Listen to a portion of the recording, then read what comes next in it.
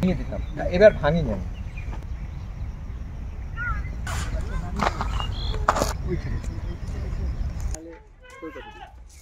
মুর্শিদাবাদের হরিহরপাড়ার বোরাকুলি গ্রাম। এই গ্রামেই রয়েছে আব্দুলের সাজানো বাগান। 5 বিঘে জমিতে শুধুই ফলের গাছ। কি নেই বাগানে? আঙুর, বেদানা, মাল্টা থেকে ড্রাগন ফল। নিজের উদ্যোগে ফল চাষ করে অবাক করেছেন আব্দুল লতিফ। আব্দুলের ফলের বাগানই এখন এলাকার আকর্ষণ। অনেকেই আসেন এই ফলের বাগান শুধু দেখতে, অনেকে আবার পরামর্শও নিয়ে যান। 2023 সাল থেকে শুরু করেন ফলের চাষ। 2 বছরের মাথায় ফুল ফল পেয়েছেন আব্দুল লতিফ। প্রথাগত চাষের বাইরে বেরিয়ে উন্নত বৈজ্ঞানিক প্রথায় ফল চাষ করে দিশা দেখাচ্ছেন গ্রামের আর 5 জনকেও। কি কি ফল রয়েছে আব্দুল লতিফের বাগানে? তালিকা অনেকটাই লম্বা। আছে দেশি ও বিদেশি প্রায় 11 রকম প্রজাতির মাল্টা, 355টি ডালিম গাছ। মাল্টা আছে 178টি, আঙুর গাছ 44টি।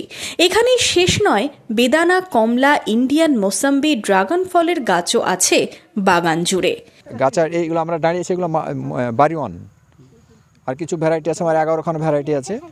16টা আছে ইউলো থাই 2, দার্জিলিং জায়ান্ট আছে 10 পিস, ছাতকি কমলা আছে 5 পিস, আপনার ইন্ডিয়ান মৌসুমি আছে 5 পিস, মিশরীয় মালটা আছে 5 পিস, 2 পিস আছে পাকিস্তানি মালটা। 11টা ভ্যারাইটি টোটাল আছে আমার এখানে। হ্যাঁ, টোটাল 11টা ভ্যারাইটি আছে। লেবু মালটা, হ্যাঁ, মৌসাম্বি যেটা বলে মালটাটা এক জিনিস, মৌসাম্বি ইন্ডিয়ান মৌসাম্বিটা আলাদা আছে। তো আমাদের এখানে মালটাটাই ভালো হয়, ওই জন্য মালটাটাই লাগিয়েছি। কি পদ্ধতিতে চাষ করেন? আব্দুল লতিফের কথায় জৈব সারের ব্যবহার, উন্নত সেচ ব্যবস্থা রয়েছে তার বাগানে। বছরে একবারই সার দিন জমিতে, আর তাতেই ফলন হচ্ছে প্রচুর। এমন কিছু পরিচর্যা তো নাই, ওই যে কপার অক্সিক্লোরাইড, একটু ফাঙ্গাসের বীজ দিতে পোকা ফোক একটু দিই, আর সার রাসায়নিক সার ব্যবহার করি না, টোটালটা জৈবর উপরে আমি দিই। বছরে একবার সার দিই, আমি নভেম্বরে দিয়ে দিয়েছি, আর দেবো না। এই মার্চ মাস থেকে ফুল শুরু হবে, ফেব্রুয়ারি শেষে আসি কি অর্ধেক থেকে শুরু হবে। এবার আবহাওয়ার উপর নির্ভর করে, এটা শীতটা কমলেই প্রচুর পরিমাণে ফুল ফল আসবে, এবং গাছের বয়সের উপর নির্ভর করছে। আমার গাছ যেহেতু 2 বছর, এবার হবে ফেব্রুয়ারিতে, হ্যাঁ, কিন্তু আমার এবার ফুল ফল ভরপুরে আসবে বলে আমার মনে হচ্ছে গাছের চেহারাতে। গাছের পরিচর্যার জন্য আব্দুল লতিফের বাগানে আছে ডিপ সিস্টেম। কেন ফলের চাষাবাদ শুরু করলেন?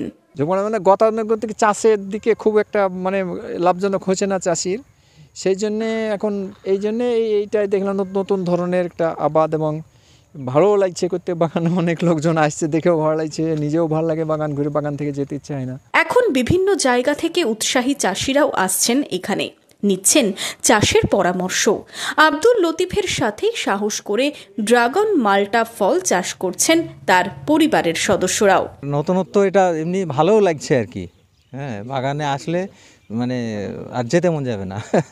আমরা 4 ভাইপো মিলিয়ে আর কি, একসঙ্গে আমাদের সব যৌথভাবে যা হয় সব একসঙ্গেই। বাগানের বয়স মাত্র 2 বছর।